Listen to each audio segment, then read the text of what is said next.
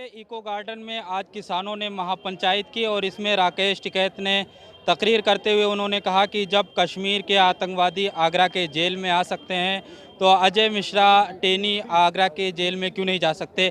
इसे जो उनके बयान से अगरचे कुछ लोग इत्तेफाक नहीं रखते, चूँकि कश्मीर में जब धारा 370 हटाया गया था तो बहुत सारे ऐसे लोगों को गिरफ्तार किया गया था जिन पर जराइम की कोई मुकदमात नहीं थे, लेकिन फिर भी उनको आगरा के जेल में लाया गया था चूँकि कश्मीर के जेलों में जगह नहीं रह गई थी। ऐसे में कश्मीर के साथ आतंकी जोड़ करके उनको एक बड़े मंच से बयान देना कहीं ना कहीं कश्मीर के पूरे लोगों के जज्बात के साथ खिलवाड़ करना है, उनके जज्बात को ठेस पहुंचेगा। भी आ सके भाई वहाँ पे क्या मानते हैं कश्मीर वो बहुत सुरक्षित जेल है, ये भाग सके देश छोड़कर नेपाल नजदीक है, जब पकड़ लो उसमें क्या मिलती हमने तो कहा जब उनको यहाँ जा सके तो इसे भी लेकर आओ भाई। यहाँ ठीक रही लखनऊ की वहाँ पंचायत, गन्ने का रेट कम है यहाँ पे और भुगतान भी है। ख्याल से वो जिक्र कर रहे हैं जब कश्मीर में धारा 370 और 35 से हटाई गई तो कश्मीर से बहुत सारे लोगों को गिरफ्तार किया गया था और शायद इतनी जगह नहीं थी वहाँ की जेलों में, तो बहुत सारे लोग उत्तर प्रदेश और दूसरी जगहों में जेलों में लाए गए थे। वो बिल्कुल आतंकवादी नहीं थे, वो राजनीतिक दलों के कार्यकर्ता थे, सामाजिक कार्यकर्ता थे जिनसे सरकार को खतरा था, या छात्र थे। तो ये जो उनकी तुलना की गई है अजय मिश्रा टेनी जो कि एक अपराधी है, आपराधिक प्रवृत्ति का व्यक्ति है, ये तुलना तो गलत है।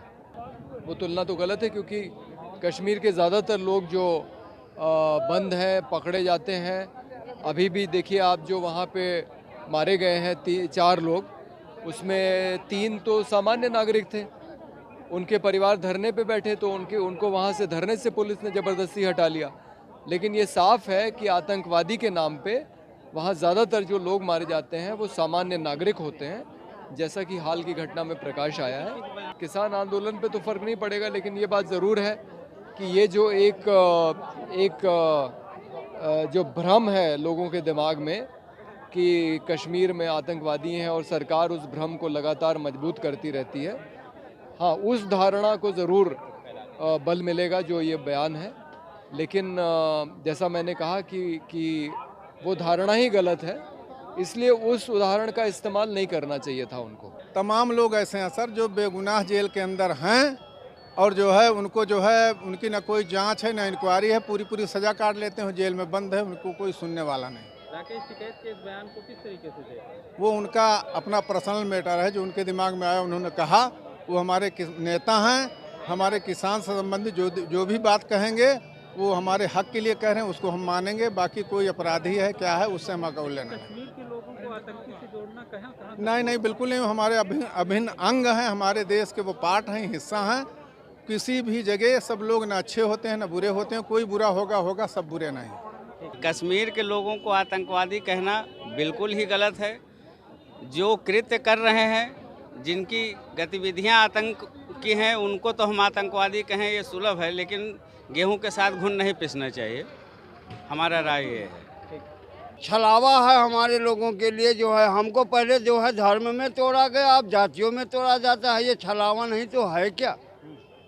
ये हमारे देश के हित का है। कौन कहता है कि ये हित का है? कश्मीर के लोगों को कश्मीर के लोग हमारे ही मिट्टी के, हमारे तन के, हमारे खून हड्डियों के तो हैं। कोई दूसरे खून तो लाल रंग से पीला उनका है नहीं, हमारे ही तो भाई बहन हैं हम। राकेश टिकैत का ये बयान और ठीक इंतखाबात से पहले इस बयान से मुजाहरे में इस महापंचायत में आने वाले कई ऐसे समाजी कारकुन हैं जिनसे ईटीवी भारत ने बात किया, वो इससे इत्तेफाक नहीं करते हैं। उनका यही मानना है कि कश्मीर में जो मुसलमान हैं वो सभी आतंकी नहीं हैं, सभी शिद्दत पसंद नहीं हैं। ईटीवी भारत के लिए लखनऊ से खुर्शीद अहमद।